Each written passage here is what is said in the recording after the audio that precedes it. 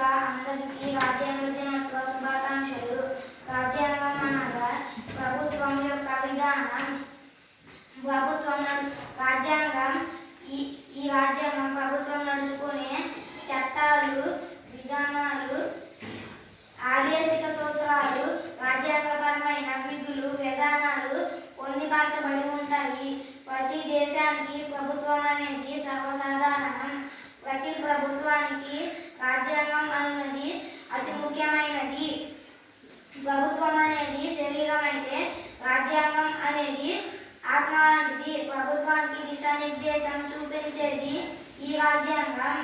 రాజ్యాంగ దినోత్సవం అంటే ఏమిటి, అది ఎందుకు జరుపుకుంటారు అనే విషయానికి వస్తే 1949 నవంబర్ 26న రాజ్యాంగానికి ఆమోద ముద్ర పడిన రాజ్యాంగ దినోత్సవాన్ని నిర్వహించలేదు. ఆ ఆనవాయితీ 2015లో మొదలైంది.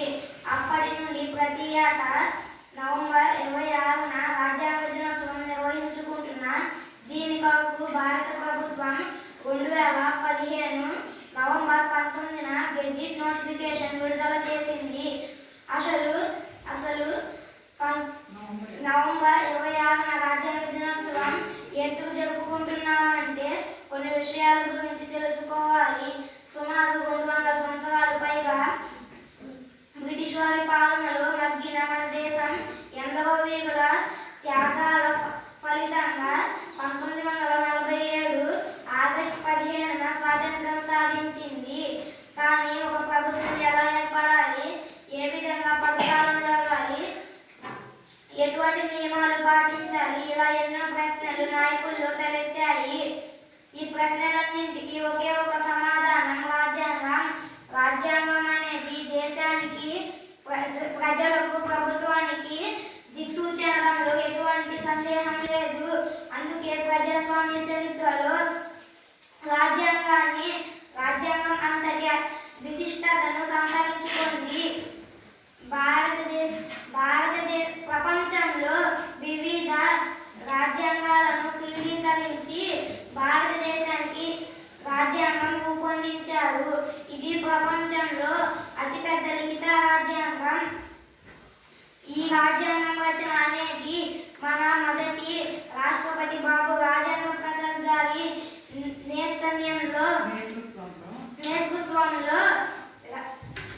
నేతృత్వంలో రాజ్యాంగ సభ ఏర్పాటయ్యింది.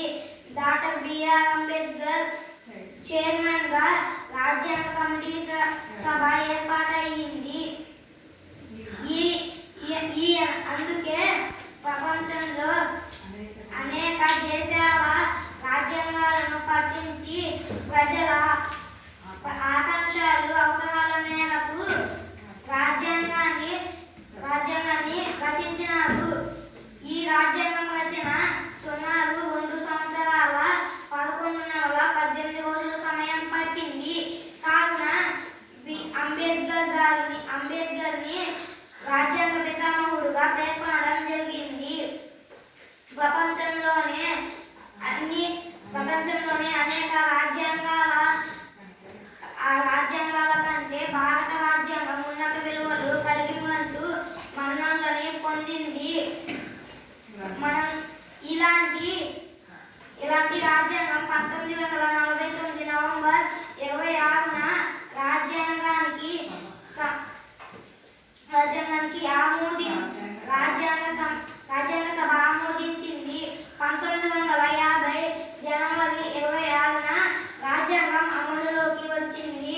మొదటిగా నవంబర్ 26వ తేదీన రాజ్యాంగ సభ రాజ్యాంగానికి ఆమోదించిన రాజ్యాంగ దినోత్సవంగా జరుపుకుంటున్నాం.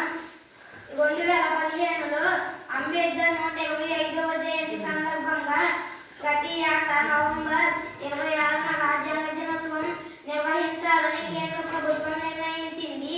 నవంబర్ 26న నేషనల్ లాడే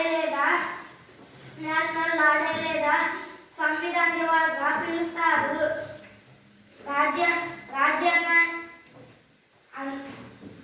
రాజ్యాంగానికి ప్రవేశిక రాజ్యాంగ ప్రవేశిక మొదలవుతుంది.